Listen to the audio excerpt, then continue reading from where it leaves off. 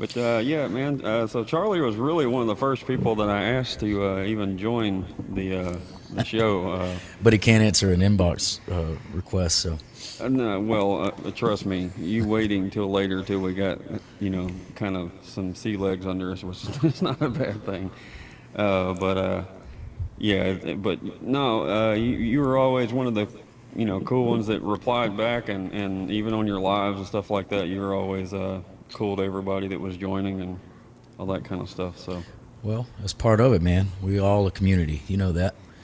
And that's super important to me because we don't get to where we're going without that community, and that's for sure. to be honest, I didn't know as much about that community until uh, started doing these podcasts, and I was about to it say you really part of it, shows. man. Yeah. You part of it. Well, well, it shows how much it really I guess opened my eyes how much of a community a lot of artists are amongst each other. Right. That I didn't really I didn't really realize, Yeah, which is ab- which is great to ab- hear. absolutely. That actually takes me into one of the questions that I have, but I'll sit on it for a little bit. Ask away. Yeah, so I was listening to the first song I played on here, and the one I've been digging into the most recently, anyway, was "Mercy of the Weather." Yeah, man. I know we usually kind of go back to the back and then work towards the front, but that's the latest song that you released, right? Yes, it is. We released that 2 weeks ago, this past Friday. And that you wrote that one, right? I did, yeah. Me and a good friend of mine, Brad Sample. He's an incredible artist himself. He is a great guitar player. He's played for a lot of people, but also does kind of his own frontman stuff as an artist too. But great songwriter. Anyway, we wrote that. Kind of walked into the studio on to write that one, and we, it was funny that we both in kind of the same boat, going through some frustrations of significant others and things like that, and he got to talking about, well, we're kind of at the mercy of the weather when it comes to that type of stuff, and then he started playing that groove a little bit. I said, man, that's kind of the route that I'm trying to take with this next project that I'm doing and putting out. Let's go with that. And this song is literally about the mood swings of a lady, so it's it's just saying I'm at the mercy of the weather, That makes complete sense. No, for sure. And no I offense to the mean, ladies here in the chat, but it well, is what it is. They know they have the power. It's They okay. do. She got lightning in her soul, but I'm the only one that knows that thunder, and it's ringing in my ear. That's the second verse. That's the truth. And to be fair, it could have probably been written either way. Right. Oh, you're exactly right, for sure. But from my perspective, of course. Obviously. Yep. You hold the pen. Right. Right. So you had several albums out and everything in the past, right? And then you've been releasing more of the singles and EPs, or the going the single route lately. Yeah. Is that just because of the way things are these days compared to the way they were in the past? It is. If it was well, I guess it's all my decision. Let me rephrase that. If it's, I don't know. We're trying everything. Yeah. Every day when I wake up, the algorithms change. The way to do it's changed. So they say no one has the book. If they had the book, then we'd all be sailing smoothly. But no one knows the answers, man. I released my EP. I released one single off that, and that was Adam Hood's Tennessee Will. And he allowed me to release that on my last EP that I put out back in 2020. Release that all as kind of one, and an EP is 6 songs or less, so it was right at 6 songs. And then this new album I recorded, funny, back in 2021, actually the next year, and I'm just now getting around to putting it out because there was a lot of things in the background, man, of trying to shop it around town here in Nashville to see if any record labels would buy it, any distributors would buy it on it, to see because once you put it out, it's out. But in my mind, and I overthink absolutely everything that I do in my life, and that's why we're sitting in 2024 and I haven't released the whole thing yet. But in my mind, that's how I felt. I was like, man, you put it all out and have it all out, then a week goes by and then it's just kind of in the background, or you can do singles and kind of push it out. And then Spotify came out and said, well, there's an algorithm now and you got to stay in our algorithm, but in order to do that, you've got to put out songs every 4 to 6 weeks, 6 to 8 weeks, whatever it may be. That changes every day as well. So that's the answer to that, of why I'm kind of, just trickling songs out. It gives people time as well.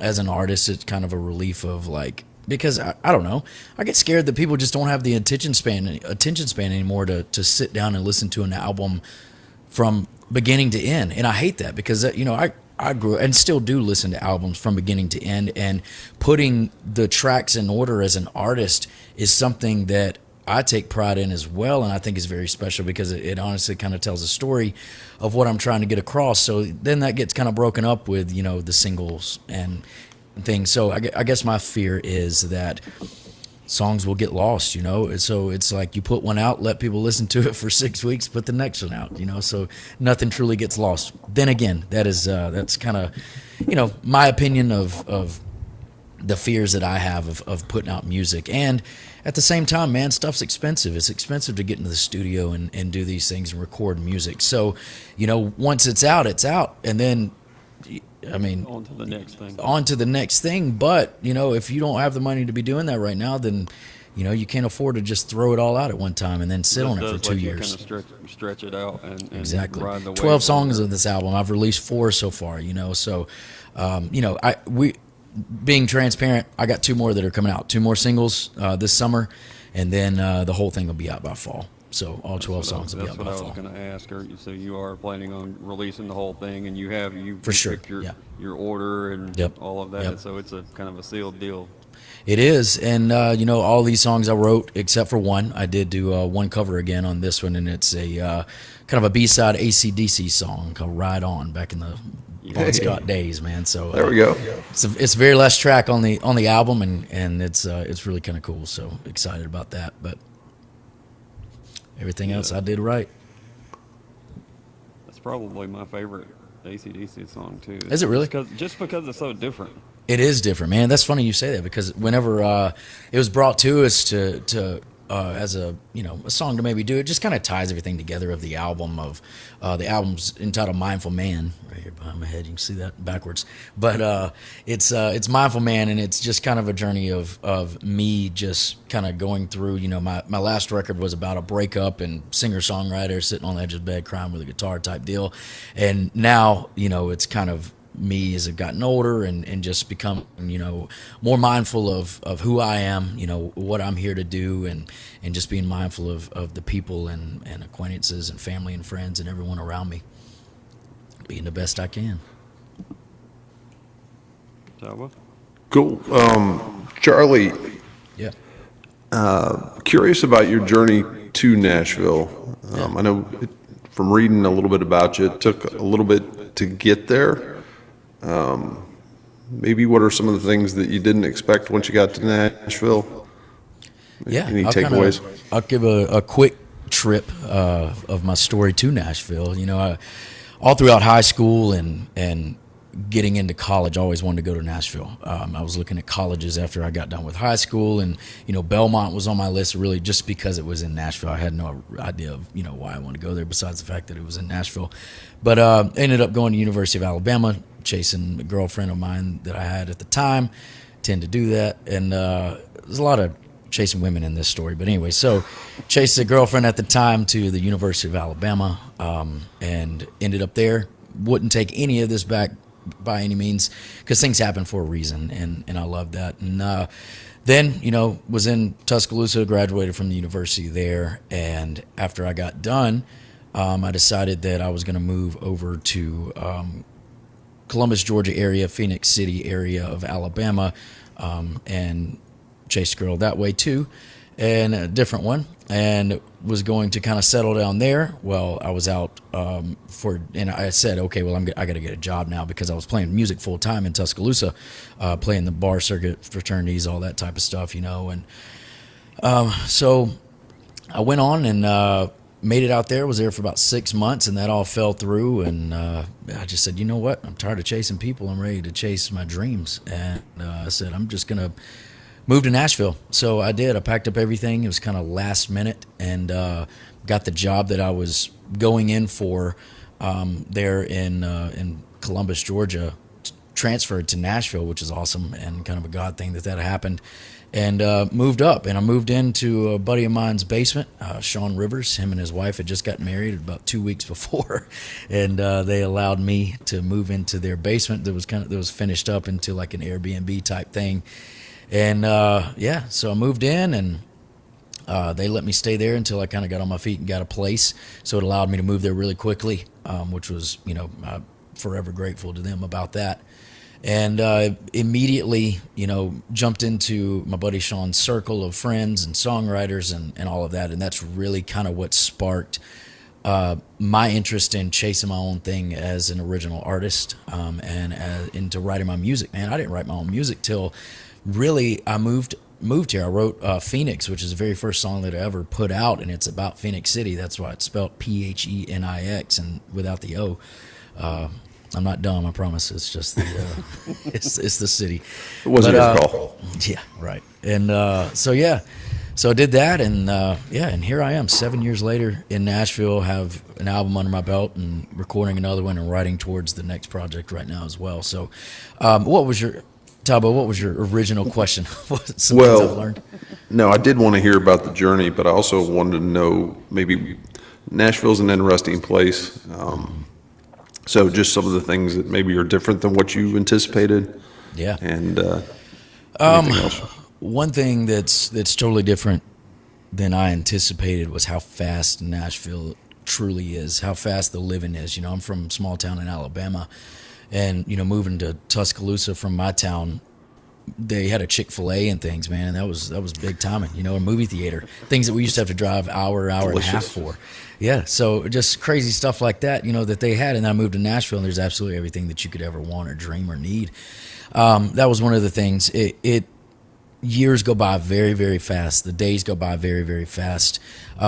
There's different circles in Nashville. Tons of circles in Nashville. Tons of cliques in Nashville. Tons of, people kind of chasing the same thing. People sounding the same, doing the same. Man, just one thing that I've always heard, and even before I moved to town, was Nashville's a 10-year town. I said, okay, well, what's that mean? Well, 10 years until you actually start seeing some growth and true movement in what you're trying to do. I said, there's no way. 10 years is a very, very long time. And once again, that's me coming from a small town. And then here I am 7 years later, and I truly get it now. Because it's taken me that long to truly get into a groove of finding my people that work for me, finding my songwriters, not just going out and going to a writer's round and, saying, hey man, let's write, and wasting time. Not that doesn't ever work. It does from time to time, but just having intentions with everything that you do. I think that's super important in life, but also super important here, to just have those intentions and know what you're going in for, especially when going into write or going into, find who you're trying to find as a producer or as any sort of mentor or anything here in town. So many people out there, just sitting in the bushes waiting to take your money, and you fall into those traps, whether you're vigilant or not. You do, and it's part of the journey, it's part of the ride. You make friends, you lose them. It's truly a 10-year town, and I can definitely see it if it doesn't even take longer than that. It wouldn't surprise me, but it's definitely that's something that kind of caught me off guard a little bit. So Makes sense. When you were playing those first gigs and stuff in Nashville, you were still doing covers and everything. When did you really just? I know you said you didn't start writing till after you were in Nashville, but when did you really decide? Because I'm sure that's a hard decision to make, to drop the covers and start playing your original songs. I mean, I know you still play some covers. Yeah, but especially whenever you enjoy playing music too, and that's one of the things. And I'll back up a little, and I'll be very transparent, about kind of what I've got going on. I mentioned that I got my job transferred, to now. I still work a full-time job. During the day, I work for a corporate company. I'm blessed to be able to work from home now. Kind of work my way up in that, and now I've been working from home for about 2.5, 3 years now. But that's I've been working for the same company since I moved here, and I was working 70 hours a week when I first got here, and then I was trying to, kind of get in the scene, go play Broadway, go do all the things. I wasn't sleeping too much, and then I kind of worked my way up in the company and hit a wall of, okay, well, you can't do both. So, what's gonna give here? And sure as hell wasn't gonna be music. So, I pressed through. I was told by a bunch of my bosses and mentors within the company, hey, look, you got to choose. If you're gonna do the music, go do it, but you're not gonna be able to give 100% to either one of them. Mm-hmm. And I tried my hardest, that's for sure. And then my job got taken away during COVID. Then I was given a little time to look within the company or whatever, and I said I'm gonna do music full time.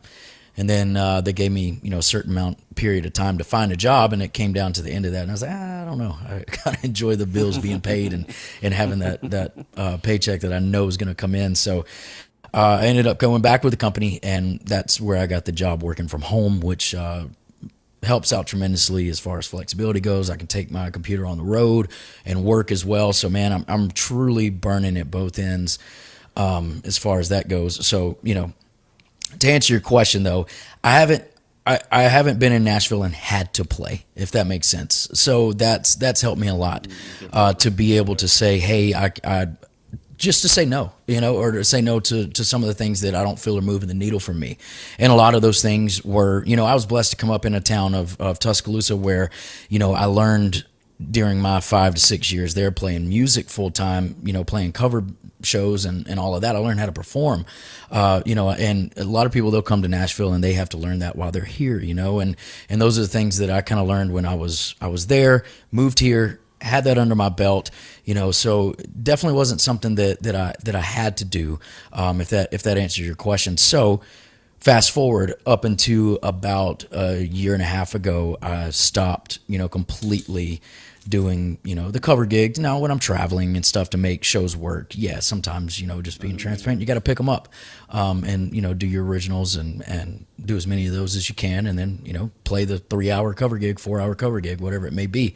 A lot more people are doing that than you think, but yeah, so that's kind of where I'm at. I don't play in town here in Nashville anymore as far as the cover stuff goes. I do the writers rounds, do some showcase stuff from time to time. But now just staying on the road, really pursuing the artist thing, and yeah. So hope that answered that. Was that nerve wracking to make that jump, or was it a little more easier just because you've got the steady job and you're not as you're not a starving artist or what? Yeah, I mean, it was easier in that aspect, but it was nerve wracking in the aspect that I had to completely start over because I had a cover band that played with me, and those guys, you're in Nashville, you got a lot of hired guns in your band, you got people that are playing with 6, 7 other people, but you lock them in because you have gigs. Now all of a sudden I'm playing original shows and I don't have those gigs, so guess what?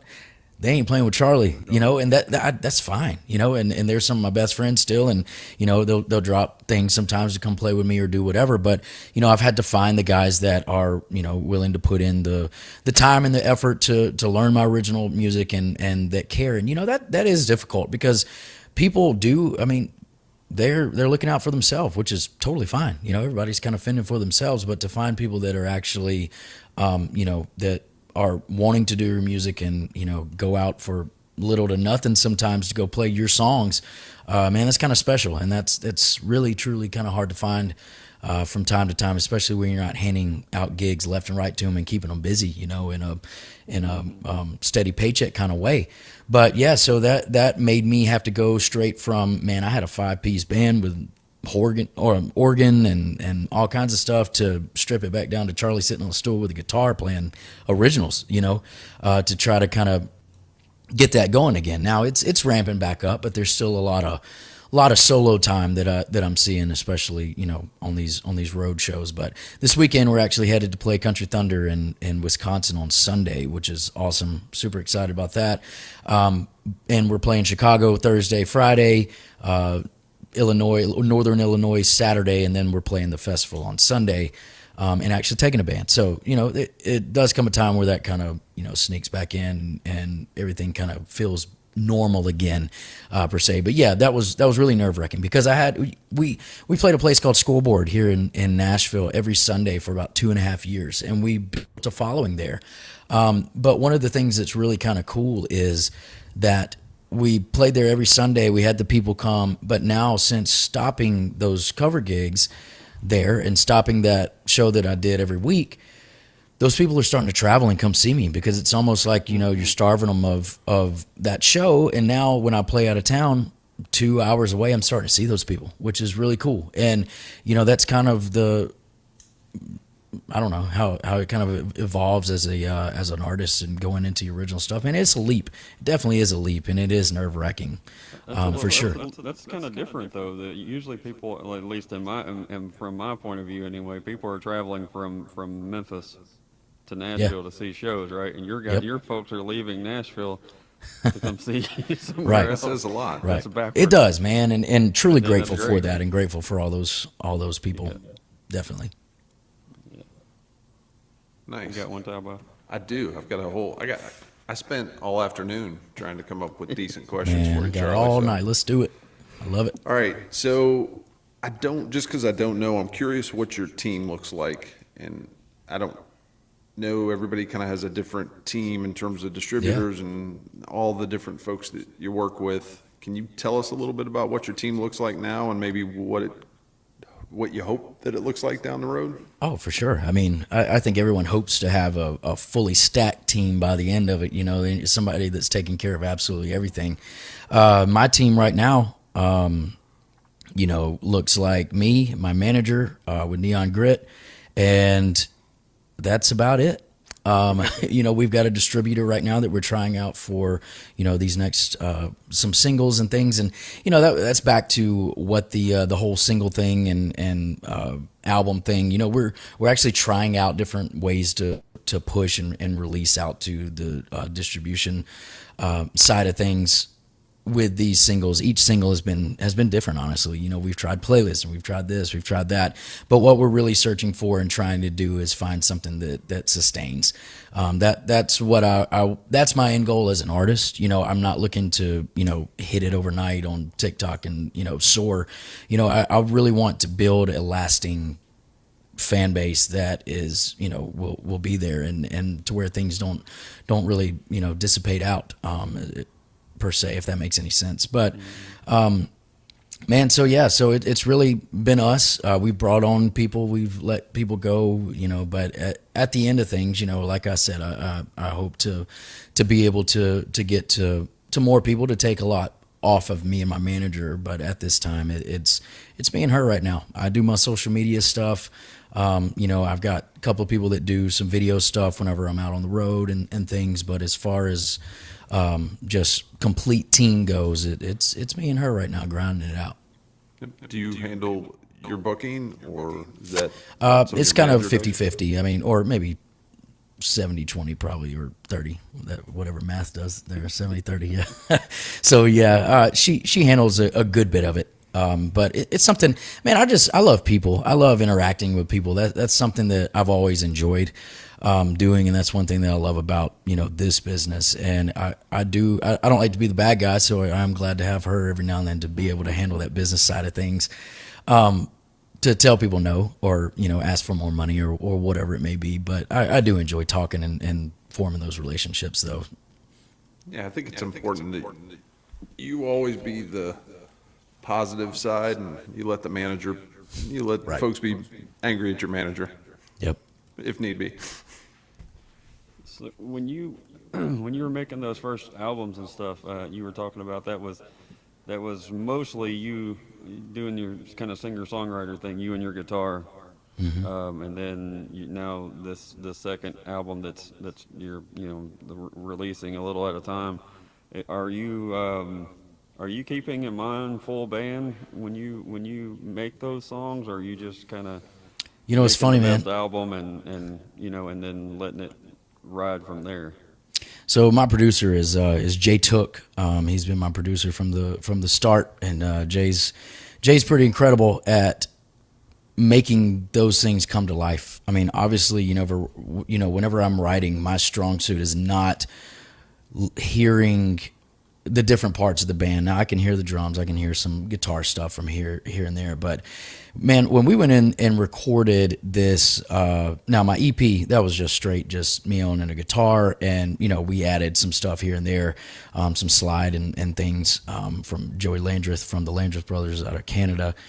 He added a lot of stuff, some organ stuff as well. But man, coming into this new album, I mean, we got horns on this album. We got absolutely, everything. And it all started with just work tapes of me and a guitar. And Jay did his magic on that stuff. And man, just completely turn that into what it is. So to answer your question, no, not all the time. I want to write more like this album. When I was going into it, Mindful Man, I had in mind, I want this to be way more upbeat, because I was tired of listening to those last songs, that were just kind of acoustic and things. And I was like, I've got to get some more upbeat stuff. And so I had that in mind for this album. I didn't know how I wanted it to go, but I took those demos in, and we spent 5 days down in Muscle Shoals at Film Studios and hammered them out, man, from the recordings on my voice memos in my iPhone to what they are today, and just charted them out there in the studio with the band. And it was pretty magical, man, to see that stuff come to life. But to answer your question, no, that's not always. You're making the album first, and then. Yeah, I'm making the song. Yeah, I'm writing the song first, and then what happens. I have an idea in my mind of the speed and intensity that I want the song to be. But yeah. We just talked to Taylor Honeycutt not long ago. Oh yeah, Taylor's killing it, man. She worked with Jay also. She was singing his praises too. So, and yep. Apparently, a lot of people have. He came on my radar because of the Steelwoods. Of course. And then after that, I didn't know that he did all of that. Oh yeah. So that's he decided after he got done with the Steelwoods to kind of be off the road a little bit and really start honing in on the production side of things, man. And no one takes a live performance and recreates it like Jay does, man. There's no auto tune on my album or anything like that. Jay makes you get it right, and I respect him for that, and I love him for that. And the way that my album sounds is the way that I'm going to sound live. And I think that's so important, and it does take time. But I hand it to him for not, giving up and saying, hey, I'll fix that later. It's like, no, we're going to fix it right now if we're here all night. So. Would you want to do a song or two while we're on here? I mean, you don't have to at this point in time, or you don't have to at all. Yeah, man, but for sure. No, up to you. See if this mic will pick up good. You let me know if you can hear, can't hear. Or... Yeah. I'd like for you to do some of your newer ones too, but it's completely your call. But we're me and Talbot both are huge Adam Hood fans. Yeah, man. And was curious if you would do a piece of that one at least, and then let us know how that song came on your radar, if you want to do that before. Man. Yeah, give me 2 seconds here. Let me. So the folks that are on TikTok now, this is Charlie Argo. Can you hear me? Okay, sorry. Go ahead. Go ahead, man. I'm sorry. I didn't mean to interrupt you. Just a couple folks are asking, even though your name's on the screen, they were asking who you were. It's all right. Charlie Argo from a small town in Alabama, but now based out of Nashville, trying to do the thing. I mean, it's kind of you'll have to go back and listen to the Spotify version to catch the rest of the story. Who is the Soul Gravy guy? Yeah, they're still trying to figure that part out. It's kind of like Batman.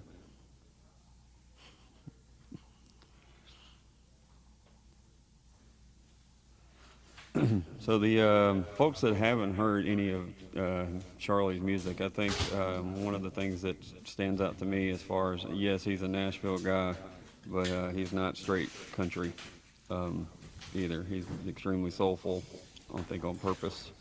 That seems to be what's home for you also.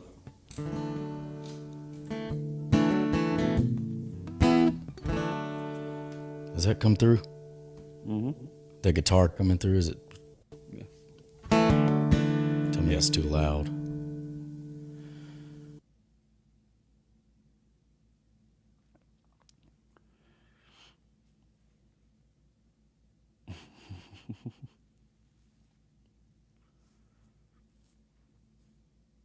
Probably a phone call.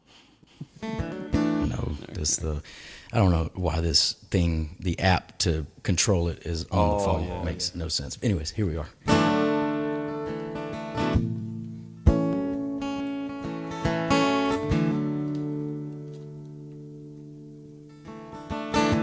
A blind man on an old upright piano, lady in red on a mandolin, playing songs like old Susanna, and getting slower with each gin. So catch a ride on a steamboat, baby, and make it home. Time to kill. The Mississippi River don't carry me to you. I know that the Tennessee will.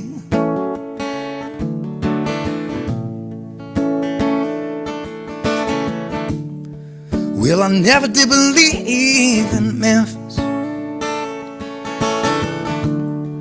Really never was the end of the line. Oh, so I'm going right back home to Alabama. Oh, where my heart's been all the time. Oh, and I know it should be easy. Oh, but it's hard for me to say bye. Baby, so high, catch a ride on a steamboat, baby, and make it home. Time to kill. The Mississippi River don't carry me to. I know that the Tennessee will. Oh, carry me home to my baby. Yeah, I wanna go home. I wanna go home to my baby. Honey, I know, yeah, I know that the Tennessee will.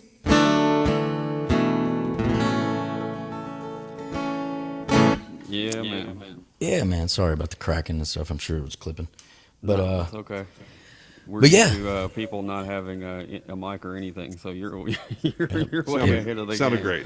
You're Would a probably been better without professional it, here. but yeah, man, you were asking about that and how that kind of came on my radar. Man, Adam Hood's been on my radar for a very long time as an artist and aspiring songwriter that I am, and want to be. Yeah, thanks for the hat. It's very kind. Yeah, so had a friend, Adam's from Alabama as well, and I've known everyone that's ever played in any of his bands, and just always have followed Adam. Well, one of his old piano players used to play with him at Supper Club and things like that back in Auburn and a lot of the college towns. I started playing with him when I first moved to Tuscaloosa, and he became one of my best friends. His name's Nick Snow. And me and Nick, I moved to Nashville, and then he actually followed me to Nashville, and we lived here together. And we just always, that was our thing. We would ride around, we listened to Adam Hood, we did all the stuff, and we always listened to Tennessee Will. It's just always been one of my favorites. I always say, man, turn on that Tennessee Will. Let's play it.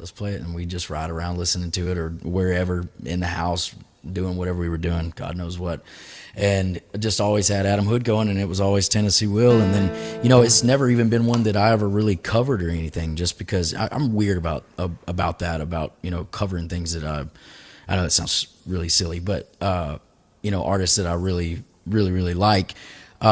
It was just always weird to me because I didn't think I could ever really truly do it justice. But man, it was just something about that song that I always wanted to put my own spin on it and add, just not that Adam's, his version is obviously one of my favorites ever, but just wanted to add that, gospel kind of feel to the song. And I took it to Jay, and Jay was like, yeah, man, we can definitely do that. Add a little choir to it and things. And reached out to Adam and asked him if we could do it. He said, by all means, please do. And that was a huge, compliment to me that he allowed me to do that. He didn't just hand out his songs left and right, for people to do. And to get his graces was pretty awesome. And he let me do it, and we cut it, man. And and that's it. That's the story.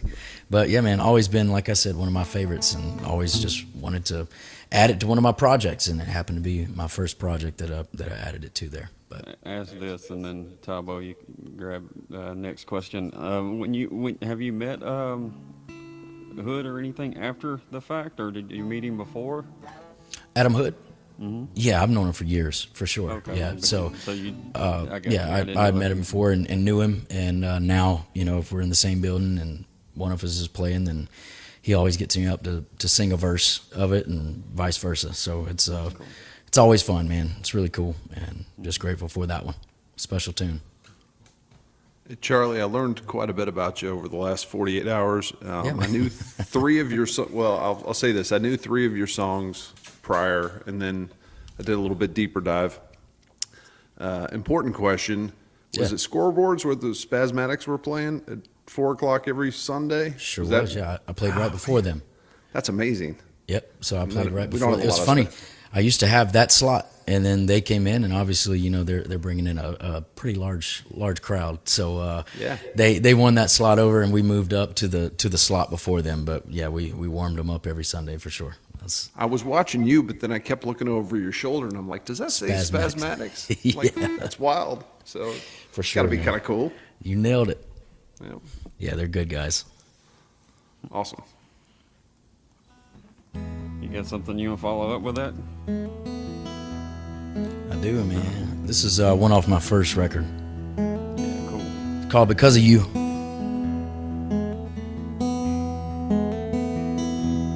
I can't even watch the rain. I can't even feel no pain because of you. All because of you. I can't even call a name. I can't fall in love again because of you. It's all because of you. You know it takes time, that's what they say. Like all my time you done wasted away.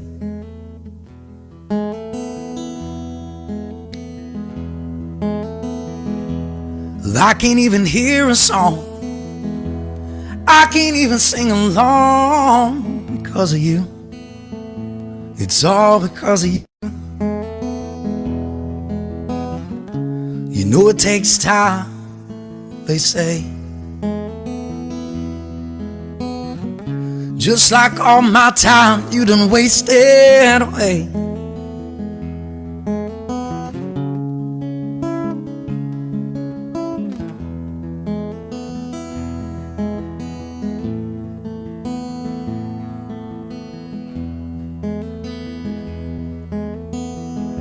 But I finally found the love I need. Somebody that loves me for me because of you. It was all because of you. And I can write 100 songs. Finally found where I belong because of you. It was all because of you.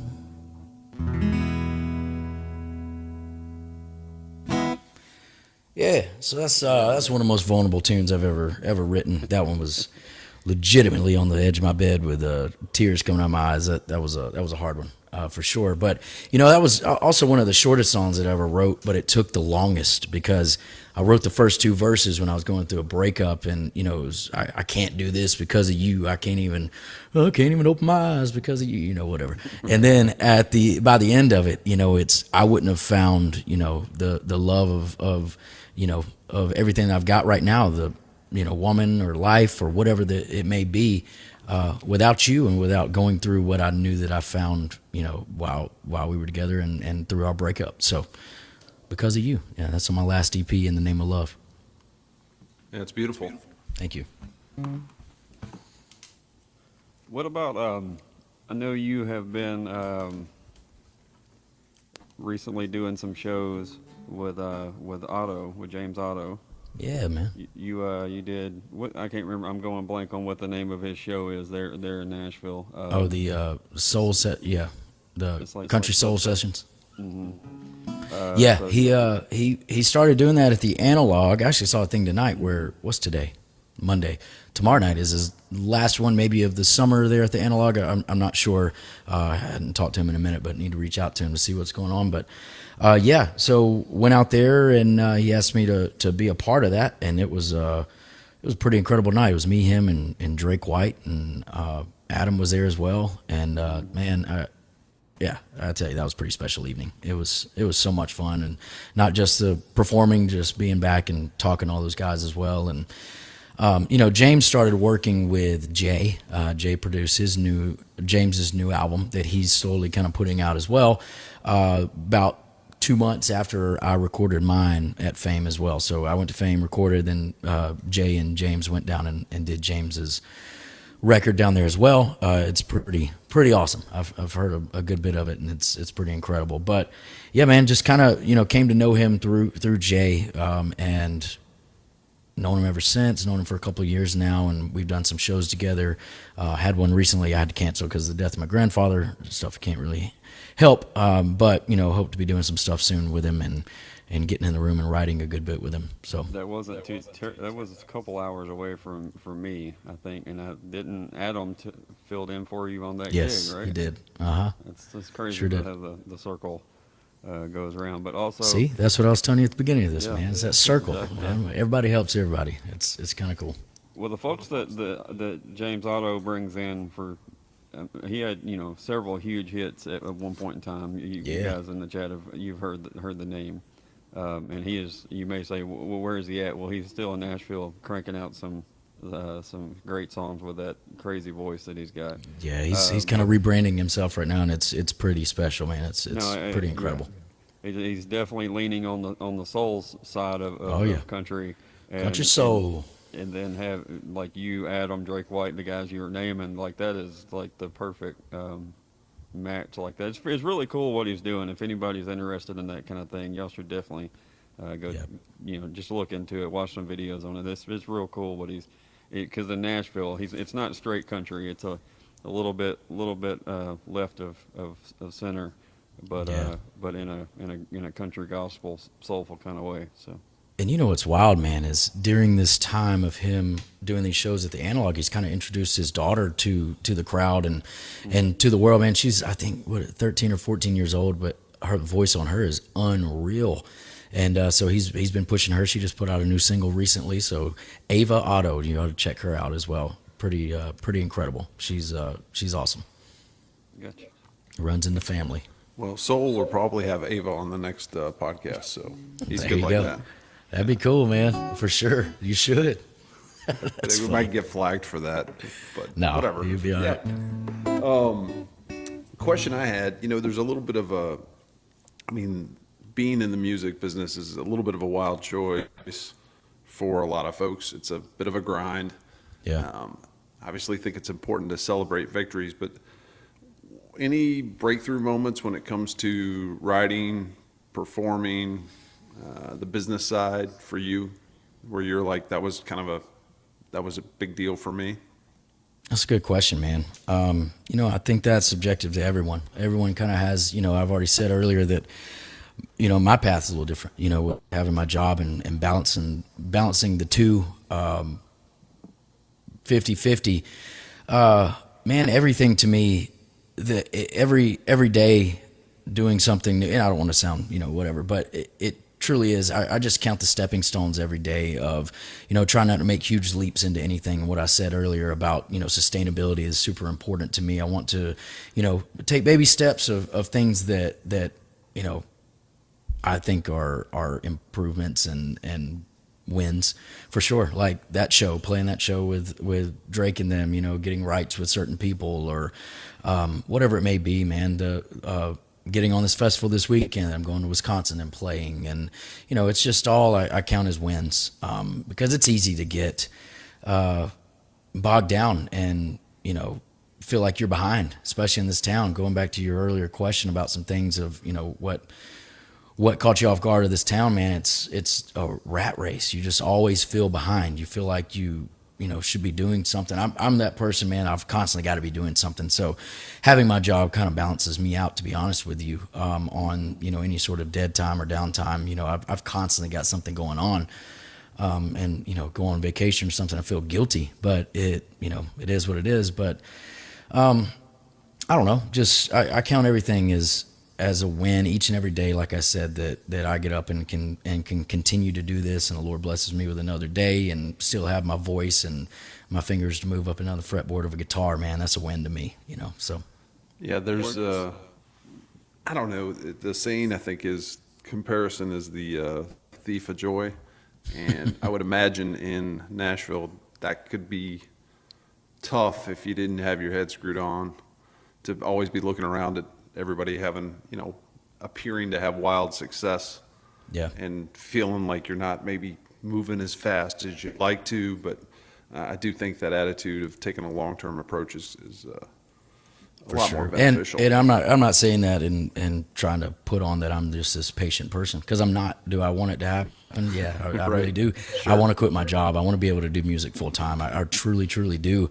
But I do know that it takes time. And me and my manager talk about it every day. That it's just it takes time.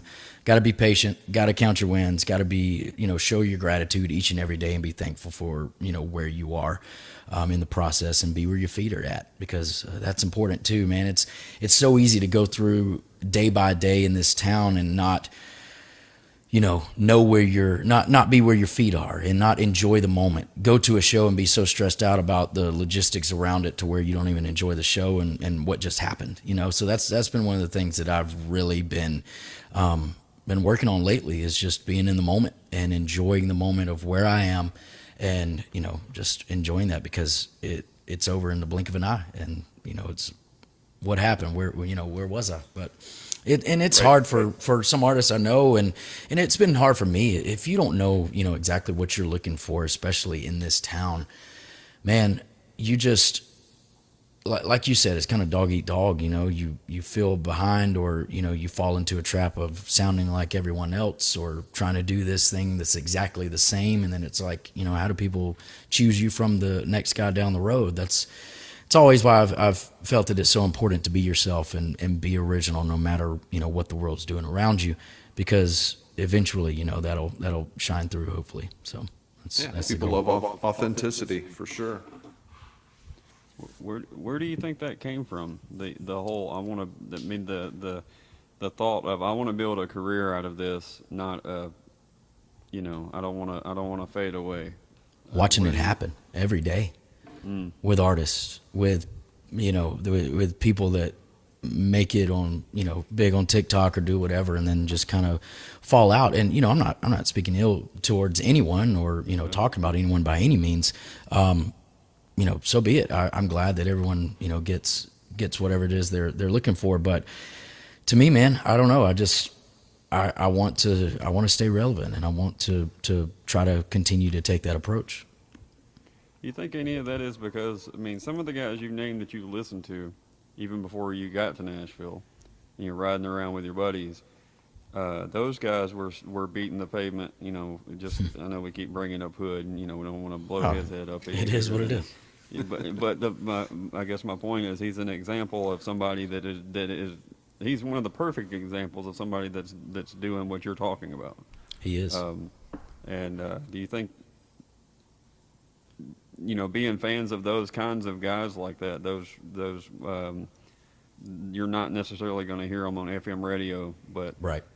They got. But if you go to career. You go somewhere, you're going to see it packed out. A lot of the artists that I follow, I pay attention to those things. I pay attention to the background of the fact that I can go see people like one of my favorite artists, Amos Lee.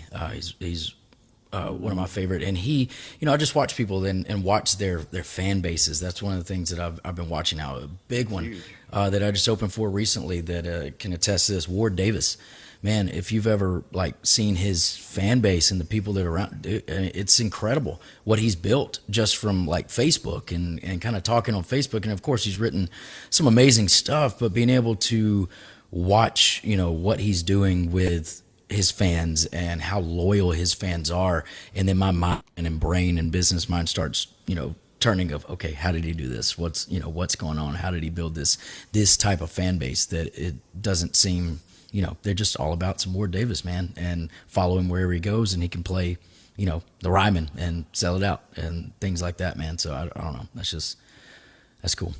Oh, I got you. Yeah, happy for Ward. Oh, me too, man. Great guy. He's a good dude. I got to open for him a couple of months ago, man, and he was even better person and in person, getting to meet him. It was really cool. First concert and best concert that you've been to as a fan. Wow. Man, I grew up in church, so a lot of my first concerts were some of the big Christian jams and things that would roll through Birmingham, growing up in high school and everything. But I would say one of the first secular concerts that I ever went to was probably John Mayer, because he was one of my favorites in high school and still a big influence on me and my stuff. So he was one of the first, and this might be a shocker, man, but one of the best live shows that I've ever been to. I'll give you two. One of them was Train in Tuscaloosa, Alabama at the amphitheater, and I was second row, and that was one of the best live shows. And I'm not a huge Train fan at all, but obviously I respect them and like their music, and but man, they put on a heck of a show. It was awesome. Did some Led Zeppelin covers and things like that during the show as well, man. Yeah, and it was a true rock and roll fun show, and just the entertainment and everything. And then of course saw Isabel probably 6 years ago at the Ryman on one of his first times through when he did that long residency, man, and that was just a religious experience to see him at the Ryman, man. It's pretty awesome. But yeah, You bet. I have a follow-up question since you brought up religion. How did church shopping go for you? man, that was awesome. So I've been on the road a lot in the past few years. So church is something I've tried to I've tried to stay in, and I've fell in and out of over the years, just being busy and not sticking with it. But yesterday, I actually did what you're referring to as my videos. I did try to go and tour some churches around town. And what's funny is I even said in my video, so now I guess there are Yelp reviews for churches. So I was literally laying in my bed reading Yelp reviews on these churches to see what people said, which is totally crazy. To me, I feel like it's crazy, but I guess it's the world we live in. And then I realized that every church has 4 services in the morning, 8 o'clock to 9 o'clock, then 10 o'clock, then 11:15. So I was like, man, I could probably hit 2 churches this morning just to see what it's like. And happened to hit 2 Baptist churches, and Baptists do communion quarterly. So it was funny that I actually hit the communion right on the nose yesterday and got 2 communions, so I didn't have to eat lunch. That was good, but it was pretty cool day. And yeah, that whole story, you'll have to go watch it on my TikTok or Instagram or Facebook page of what exactly happened in that second church. But it was a great experience. But yeah, man, I will tell you that I do really enjoy, obviously enjoy all the music posts and whatnot, but that one kind of stood out to me. I really enjoyed watching that. So, well, thank you for saying that. Because that was cool. And I'll be vulnerable about this too. Another thing that just drives me insane, it's pretty difficult about this life now is the social media and the content, and having to stay on top of it, having to get into this algorithm that you have no idea what the hell it is, and trying to figure all that out, but also trying to do my day job and stay sane at the same time and get logistics of where I'm going this weekend, but promote my last song and promote the next song. And I was talking to my manager yesterday, or Saturday actually, on my way down to Alabama to play my show, and I had a 2.5 hour drive. We literally talked the whole time, and I was talking to her about content. She was like, you need to engage more, you need to do this. I said, I don't feel that I found that that area yet to where I feel like, I don't need to just sit in front of my camera and sing, but she's like, you need to show your personality. She's like, people enjoy being around you, but so you need to show, your personality and who you are. And I was like, man, you know what? I got out of that church and I just had that story in my head and I was laughing and I said, I'm just going to turn the camera on and tell it like I'm telling somebody as soon as I get home. And I did, and I didn't think one thing about it. I didn't go back and watch it. I just posted it, and I've gotten more engagement on that than I have my past 6 music videos that I put up on my page. And it's people do love authenticity, man, and that's one thing. Right, exactly my point. Going back to that, thank you. You're exactly right, Soul. So it's going back to him, man, and he's just. And you ask, or I ask that question all the time. How did Ward do this? He's just real, man. He's real. He shows that he is a real human being, and not someone behind social media of all perfect and doing all this. He's a real human and says real human things and makes mistakes and does things that are funny, and he just talks about them, and people relate to him, and that brings them in. And man, yeah, I'm working on it. So thank you, Talbot. I appreciate you saying that, man. That really does help. Enjoyed it. I know we're gonna wrap up here in a little bit, but when good, man. One of the things that I wanted to ask is, being from small town Alabama, I don't know exactly where the closest city that you grew up in around, or where your family is. But do you ever play those areas, and what's it like to kind of go back and play, your hometown area from being on tour in general, and then going back home? I got a funny thing for that. First, I got to answer Dr. Mike. He said favorite Little Debbie zebra cake, zebra cake. But yeah, so he you asked going back to my hometown. It is funny, man, because going back to hometown or anything, it's you've made it. You've done it. I was like, what do you mean? Well, you live in Nashville. Yeah. Well, yeah, you're right. But in my mind, and that's when I go back to one of Talbot's questions. You have to be grateful of where you're at, because in my mind, I can sit around all day, sit around and sulk of where I'm not at, and what I haven't accomplished and what I haven't done. But in the eyes of other people, you've made it, and you do have to sometimes just kind of remember that and keep that in your mind. But going back to hometown, man, it's great. I enjoy doing that. I enjoy seeing the switch from me going and playing my original music. People going back to my hometown. Went back this summer and actually played the Rockin' Rib Off is what they called it, downtown Selma. But to answer your question there too, Soul. So Selma is about an hour, 20 minutes south of Birmingham. And then right at an hour west of Montgomery. So right here, Birmingham's here, Montgomery's here, Selma's here. But yeah, so it's pretty great, man. I enjoy it because my grandfather's been sick for a while, so he hadn't got to travel. So it's always nice to go home and for him to be able to come out and hear me play. Is close where my folks live there. My brother's in Birmingham, so it's nice to be able to go play around that area and have my nieces be able to come to the shows and all of that. So it's really good to be back and do that. Yeah.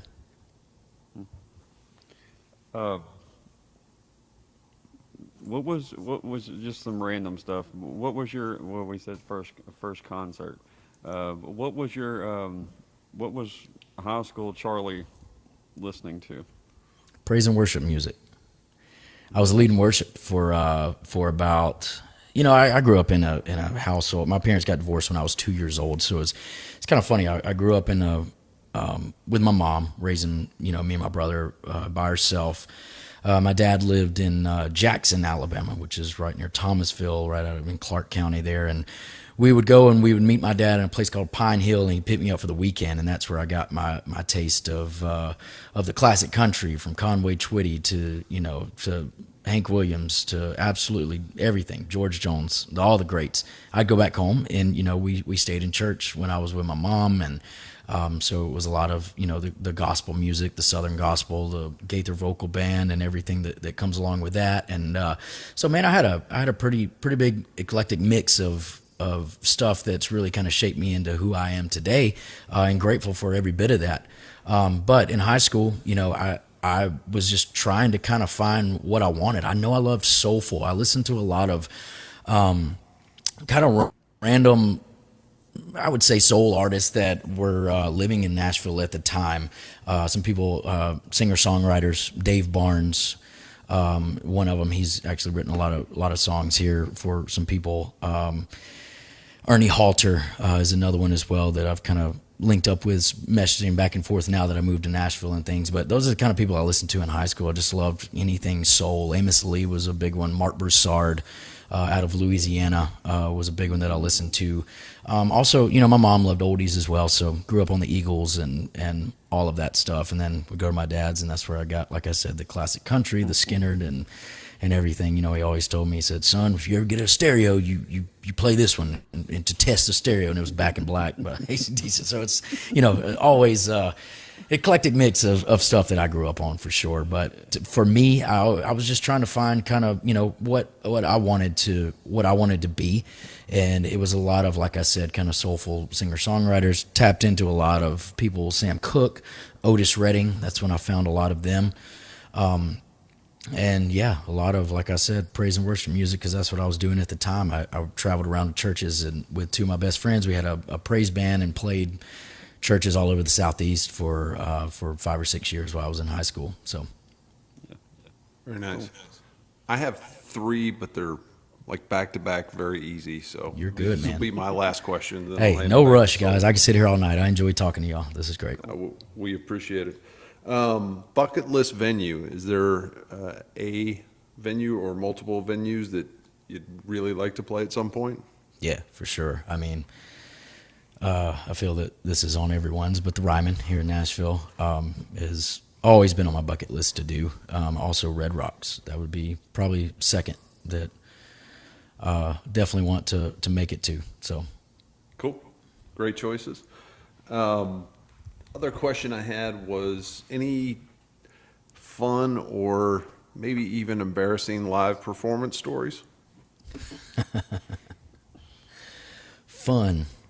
Live performance stories. I always use the wedding ones for that, playing weddings for years. I've messed up a few. You live and learn, and messed up a few first dances.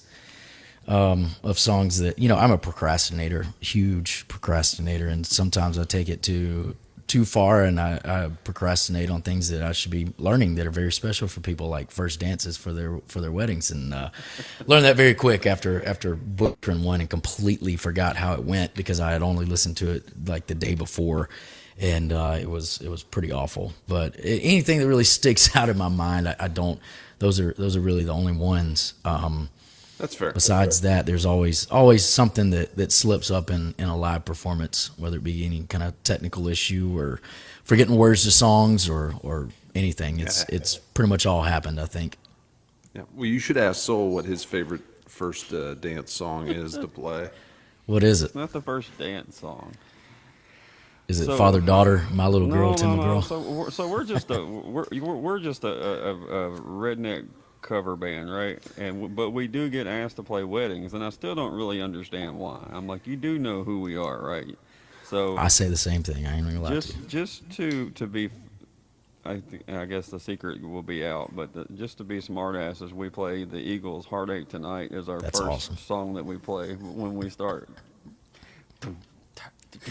Yep. Salute. It's Somebody's perfect, gonna hurt somebody. Exactly. Yeah, well, it's better. At the We wedding, did we did Tempted's Squeeze before, Tempted by the Fruit, or Squeeze Tempted, Tempted by the Fruit of Another, because I liked the way it went and really wasn't thinking that it was a cheating song, so that was absolutely horrible to do. But yeah, That's solid. All right. Last question, and this one is, or last question for me at least. This one is, so I've been beating up Adam for the last decade to do an Otis Redding tribute album. wow. After listening to you today, I feel like that could be a possibility. So I'm going to keep hammering that nail on the ground until somebody does one. Maybe you guys could do it together. Oh man, I would love to do that. And as many people Love to. as it's in that circle, Yeah. that would be like I'm going to keep just asking until somebody does it. a Get compilation Drake on that album. too, man. That'd be kind of cool to do like a soul album of some of the Yeah. people we've mentioned today and do all Otis Redding and stuff. I'm here to help if you need it. Yeah, man, for sure. Would love to. So tell me a little bit about you. What do you do? Not much, man. I'm retired. I worked for the Nice. same company for 30 years. I Very cool. do I do a lot of things, but none of them require a ton of time. So Hey, love it. yeah, yeah. I didn't know if you and I played love music. so Do you play? a little bit, but not in front of people. Understood. I get it. Just not quite there yet. Well, it's been great to He's meet you, told man. me before what the chords are to songs, but I've yet to see him hold a guitar. So That's awesome. yeah, Well, fair enough. but he goes to a lot of concerts. I do. He went. I do. who did I like he live went music. to? He saw Adam Thursday, and then I did. Silverado, and Taylor Honeycutt Friday. Oh, nice. That actually worked out really well because my buddy took me, he plays a little bit, or he plays a lot, and he got a side stage at Billy Bob's, so we were up on Oh, very stage cool. which was, it's pretty cool. So, are you in Texas? I'm assuming. I am, yeah. So I live north of Dallas a little bit. Very cool. I'll be in Dripping Springs in November, outside of Austin. Okay, for a cool. songwriters festival there, man. Really, really cool little songwriters festival. This will be my second year there, but looking forward to that. For Fantastic. sure. But We will help get some folks down there to you. yeah, man. Well, I meant to ask you as far as your songwriting stuff goes. I skip right over that question. I hate to go backwards, but I think it's interesting to find out. What do you have kind of a certain way you write songs, or are you just a note taker, one-liners, and piece it together later, or are you all over the place? All How over do the you go place, about that? just like my life, just kind of all over the place. Man, I jot down ideas. I'm a co-writer. I love writing with other people.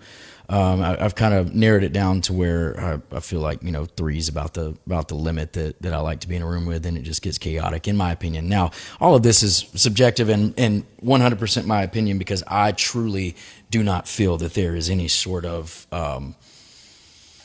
rules or anything. I mean, there's some things here and there for songwriting, as far as a formula or whatever it may be that people use and do. But man, I just kind of all over the place. To answer that, I write down ideas all the time. I've got more, half ideas than I do full. But I take those into a write, and we just kind of go from there. And I've got my people, like I said earlier, that I'm pretty used to writing with. They know how I work, I know how they work, and it's become a lot easier instead of having to go in and reintroduce yourself and try to explain how you are as a writer and this and that. My folks kind of know, and it's made that a lot easier to kind Seems like of get a things. lot of people that write started on doing it on, as far as writing on their own, and then had to introduce themselves into co-writing. But Yeah. considering you didn't really start writing until you were in Nashville, Right. it's kind of like you were used to co-writing really fast. Exactly. compared to a lot Yeah. of people. Phoenix, I wrote by myself, and then I kind of held that as a standard when I started writing. Not by any means saying that that's the best song in the world, but for me, it was the only song I'd ever written and finished. So I kind of held everything up to it whenever I went to write, and then in my mind, whenever I write something solo, I've mentioned it before in this that I'm always in my head about everything, whether it be social media or songs or whatever. I stay in my head about, oh, well, what if this could be that much better if with someone else's opinion. But sometimes it just, the song just warrants it. It's your idea and your feelings and what you feel. But I always do like to kind of get an opinion here or there. All right, man. Well, we'll re-ask the most important question again, and just be surprised and answer it so that I can clip this. Thanks, Mike. Yeah, Mike is always in the comments, so he already knew that, and I forgot to ask this question to a couple people. So, Charlie Argo, what is your favorite Little Debbie? Man, my favorite Little Debbie is the zebra cake. Excellent choice. Now, okay, and this is why. And also, my favorite Little Debbie is the Christmas tree. But the Christmas tree is the zebra cake at Christmas. All right. That's a huge debate. There Did are a lot Taylor- of people that say that swear that that is blasphemy, and the Christmas cake holds above everything else. Like they are not the same. They do not taste the same. Well, they got the little sprinkles on them, which is totally different. They don't have the chocolate on them, which I don't know if the red is chocolate. Red might be chocolate, just kind of like red velvet or red velvet cake is chocolate cake. So that's a lot of people don't know that. I was floored by that, but- it's the Christmas spirit that makes it. Yeah, That's made in October. it is. It is. You're right. I agree. So did we ask Adam what his favorite was? Yes, but I can't remember what it was. I think he said the pecan swirls. Because he's a little. Oh, the older. pinwheels. I love Yeah, the pinwheels. me too. Because you Well, can take as long as you want to eat those. You just unravel Yeah, them and go like a whatever. Unravel But them. Right. I was thinking Taylor might have tipped Charlie off, and it was an Alabama thing. Because Was that didn't hers? she also say She did zebra say cakes? zebra cakes. oh no, yes. I didn't. No. And she also had the Christmas tree deal as well. Oh wow, no, she did not tip me off at all, and I hadn't, All right, well, hadn't watched that fair episode enough. yet. Yeah, she said that she's It's on there. a diet, so she can just sniff them. Do Whatever. do it I is. like refrigerate them? That's awesome. Somebody right, said, "Does he man. refrigerate them?" No, I don't, but I will. I'm not ashamed. I put Reese's in the freezer, so it is what it is. Yeah, the Nutty Buddies go in the refrigerator too. By the way, that's Eats the to his correct way own, to eat man. those. Well, all right, man. I really appreciate you taking the time to hop on here. Man, I appreciate y'all, and anytime. If you want to do a shorter episode, anytime you have music coming out or anything, you're more than welcome. I'll try to do anything I can to help promote anything. If you're ever in the Memphis area, definitely going to be coming to check out a show for sure. Yeah, man. Well, thank y'all. I appreciate you. I appreciate your Thank support, you. Soul, all the time, man. And Talbot, it was very good to meet you, my brother, for Good to sure. And I meet hope to you. see you on the road. Yes, sir. Holler if you need anything. All right. Right back at See you, y'all. Charlie. Thank you. See y'all.